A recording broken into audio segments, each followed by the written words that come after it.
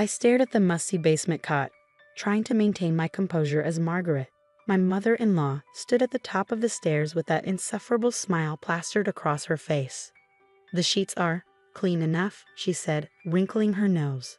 "Though I suppose you're used to less, being a public school teacher and all."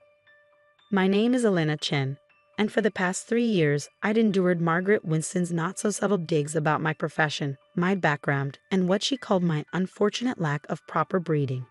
But this, relegating me to the basement while the rest of the family enjoyed the luxurious guest rooms upstairs, this was a new low. "Mom," my husband Thomas said weakly from behind her, "maybe we could." "Thomas, darling," she cut him off. "We've discussed this. The Carmichaels are coming tomorrow, and you know how particular they are. We can't have them knowing that their potential business partner's son married a—" "Well," she gestured vaguely in my direction. I bit back a laugh. If only she knew. The mansion we were staying in for Thanksgiving weekend, all 12,000 square feet of it, belonged to me, or more specifically, to the private investment firm I built from scratch over the last decade, the teaching job. That was my passion project, something I did because I loved it, not because I needed it. But Margaret didn't know that. Neither did Thomas. When I met Thomas 3 years ago, I was already worth north of $50 million. But I kept that quiet. I'd seen too many relationships destroyed by money, watched too many people change when they realized what I had. So I lived simply, drove a modest car, and let everyone assume the obvious about a 29-year-old high school math teacher. Thomas had been different, or so I thought. He defended me against his family's elitism, insisted that money didn't matter, at least until recently. "The bathroom's down the hall," Margaret continued, pointing to a door that looked like it hadn't been opened since the Reagan administration. "Do try not to wander upstairs during the night. The floors creak something awful, and we wouldn't want to disturb anyone important." I nodded politely, setting my overnight bag on the cot. "Thank you for your hospitality, Margaret." She preened at my submission, probably mistaking it for the desperation of a social climber trying to fit in. Thomas shuffled his feet, looking everywhere but at me. "Well then," Margaret said, already turning to leave. "Thomas, darling, come help me with the seating arrangements for tomorrow. We need to make sure Elena is appropriately placed." As they disappeared upstairs, I pulled out my phone and sent a quick text to my assistant, Maya. "Everything ready for tomorrow?" Her response came immediately, "All set. Transfer papers prepared, staff briefed. Should I warn the current housekeepers they'll be unemployed by breakfast?" I smiled, typing back, "No need." Margaret gave them the day off. Didn't want them disturbing the ambience during her perfect Thanksgiving. I could almost hear Maya's laugh through her reply. "Their loss. Our team is ready to take over at 7 a.m. sharp. Want me to order champagne for the big reveal?" "Better make it the 82 Krug," I wrote. Margaret considers anything else pedestrian. I put my phone away and sat on the cot, wincing at the springs digging into my thighs.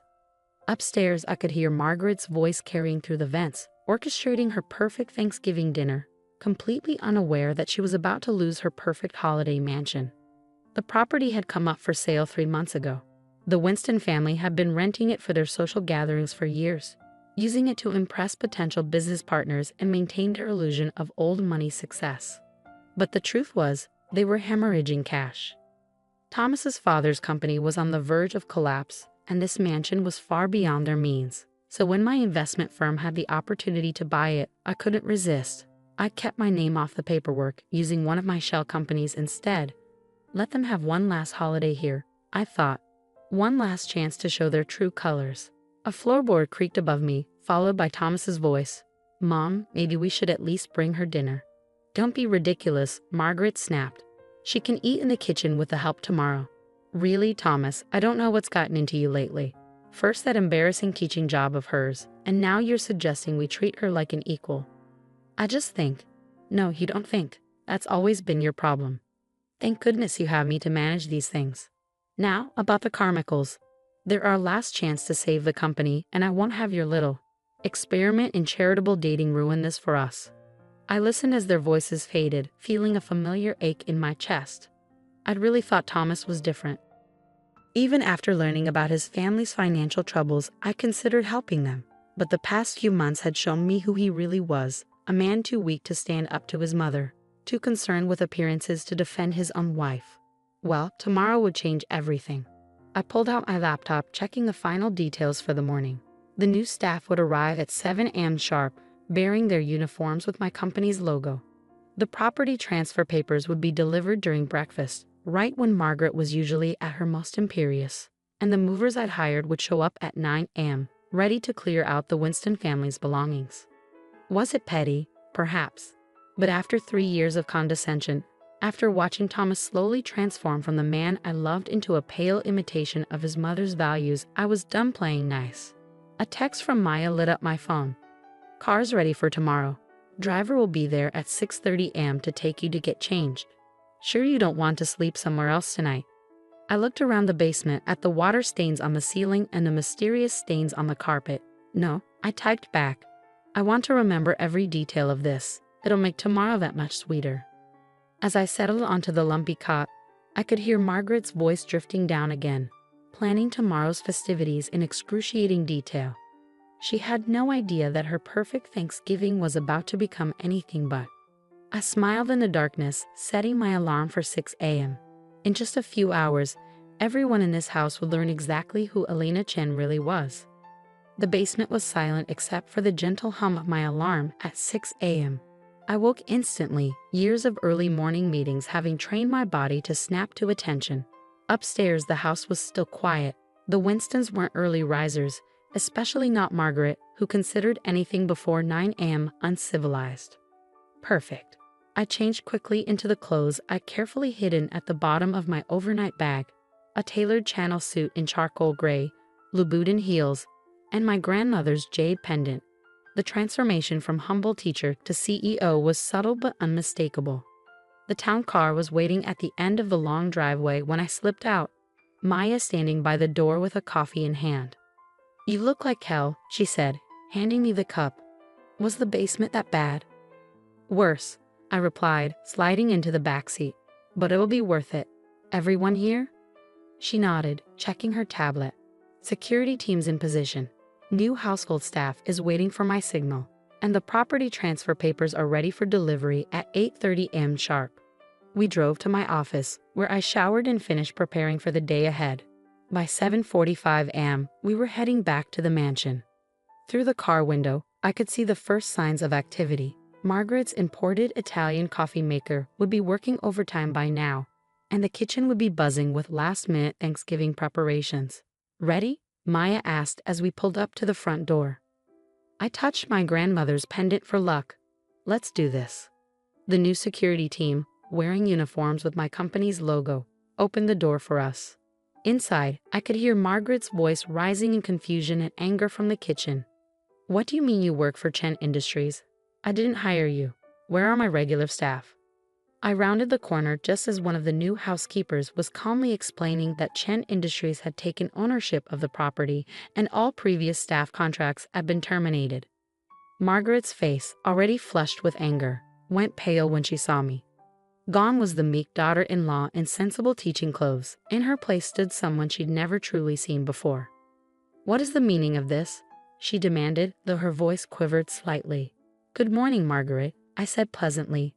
"Sleep well." "Elena." Thomas appeared in the doorway, staring at me like he'd never seen me before. "What's going on? Why are you dressed like that?" "Like what, Thomas? Like someone who belongs upstairs instead of in the basement?" Margaret's eyes narrowed. "If this is some kind of joke." "Oh, it's not a joke," I assured her, accepting another coffee from one of my staff. "Chen Industries, my company, purchased this property 3 months ago. We've been very patient, letting you finish out your rental agreement. But as of 7 a.m. this morning, we've taken possession." The silence that followed was deafening.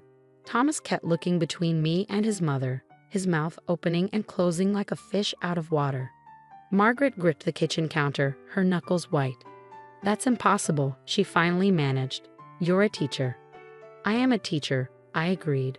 "I'm also the CEO of one of the largest private investment firms on the East Coast." "The teaching job?" "That's because I love it. Unlike some people, I don't measure success solely by my bank account."